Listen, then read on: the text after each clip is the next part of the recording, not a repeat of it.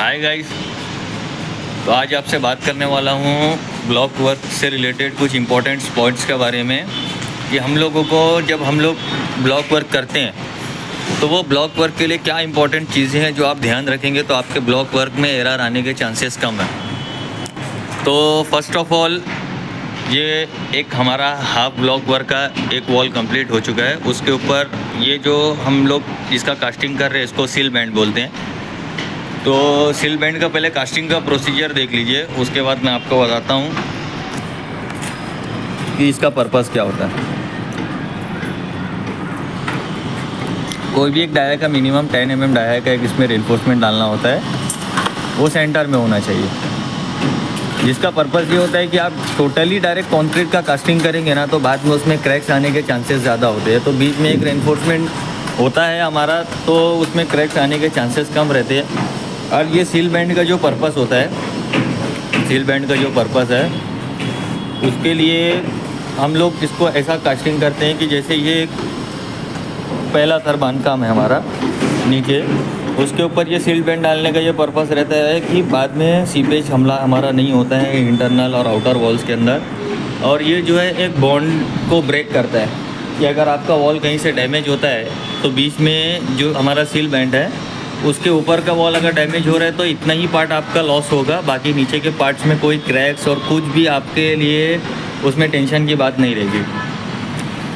तो अभी ये एक सील बैंड का मैंने आपको पर्पस बता दिया। जैसे यहाँ पर भी सील बैंड डाला हुआ है कि जब आप फर्स्ट लेयर ब्लॉक वर्क का करते हैं उसका प्रॉपर से अच्छी तरीके से चेकिंग कर लीजिए। उसके ऊपर सील बैंड जब आप डाल देंगे तो ये एक आपका फिक्स मेजरमेंट हो गया और आपका फिक्स एक अलाइनमेंट हो गया। इसी के ऊपर आपको बांधकाम करना है।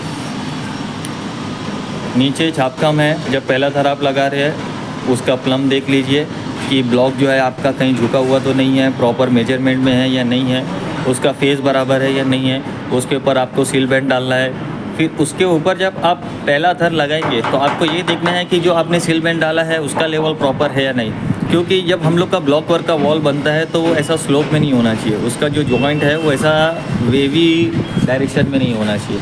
अभी जैसे हम लोग ने सील बैंड यहाँ पर कास्ट किया है, इसको प्रॉपर से हमारे मिस्त्री ने लेवल किया है। इसका फिनिशिंग लेवल प्रॉपर रखना है।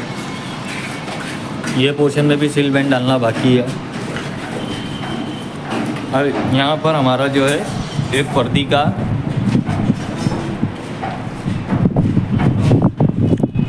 ये एक वॉल का काम कंप्लीट होने के लिए है। जमशेद भाई इसका लंबा लगाओ ज़रा। तो आपको इस तरीके से इसका प्लम्ब चेक कर लेना है। प्लम्ब में जो है और यहाँ पर ज़्यादा गैप नहीं होना चाहिए, जस्ट एक पेपर के बराबर गैप होना चाहिए। तो ऊपर की वॉल में इसकी वॉल में आपको कोई डिफरेंस नहीं मिलेगा।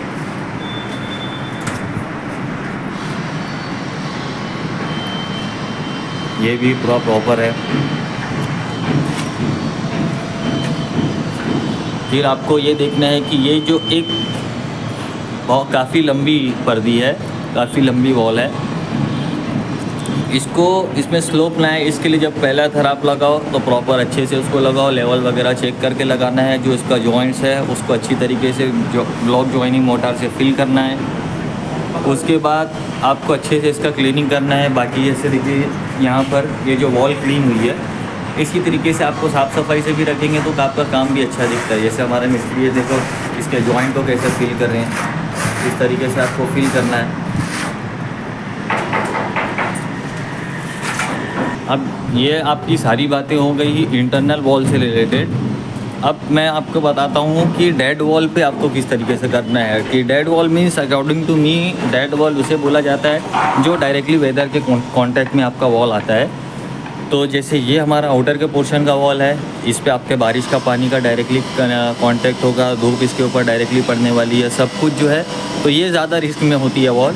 तो इसके लिए इसका पहला थर भी प्रॉपर अच्छे से फिनिशिंग करना है। अभी लगे तो नीचे आपको छापकाम करने से पहले थोड़ा पानी डाल दीजिए, अच्छे से वाटरप्रूफिंग केमिकल डाल दीजिए, उसके ऊपर छापकाम करिए, उसके ऊपर फर्स्ट लेयर ब्लॉक का काम करिए, फिर आपको पाटली डालना है। फिर जो टॉप का पोर्शन है वहाँ से सीपेज के चांसेस ज़्यादा रहते हैं, तो वहाँ पर भी आपको अच्छे से जो आप मोटार का पेस्ट बनाएंगे उसमें वाटरप्रूफिंग केमिकल मिला के वहाँ पर अच्छे से जो है उसको फिल करना है। फिर जब आप प्लास्टर के लिए जाएंगे तो आपको बाहर से भी जितने भी उसके जॉइंट्स ओपन रहेंगे उसको फिल करने के बाद आपको प्लास्टर करना है। तो इंशाल्लाह आपके जो है यहाँ से सीपेज के चांसेस काफ़ी कम हो जाएंगे।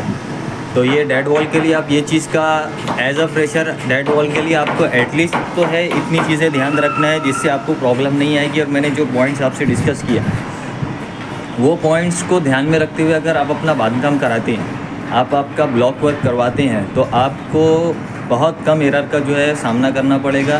तो हमारा मोटिव यही है गाइस कि जो मैं कितनी आसानी से मैं आपको ज़्यादा से ज़्यादा नॉलेज दे सकूं ताकि एक फ्रेशर इंजीनियर जब साइट पर काम करने के लिए जाए तो उसको ब्लॉक वर्क के काम कराने में कोई प्रॉब्लम ना आए और उसे शेमफुल फील ना हो कि मैं एक इंजीनियर होने के बाद ये बेसिक चीज़ें मुझे पता नहीं है। तो ये जो है आपको आई होप कि ये सारी चीज़ें आपको कन्वेंशनल होगी, कन्वीनियंट होगी आपके लिए और आपको साइट पे इससे काफ़ी ज़्यादा मदद मिलेगी। Thank you guys. अगर आपको हमारा वीडियो अच्छा लगे तो उसको चैनल को सब्सक्राइब करिए, कमेंट बॉक्स में नेक्स्ट टॉपिक सजेस्ट करिए और अपने फ्रेंड्स और दूसरे फ्रेशर्स इंजीनियर के साथ में ये सारे पॉइंट्स को डिस्कस करने के लिए इनको उन तक पहुँचाने के लिए हमारे वीडियो के लिंक उन तक शेयर करके। Thank you.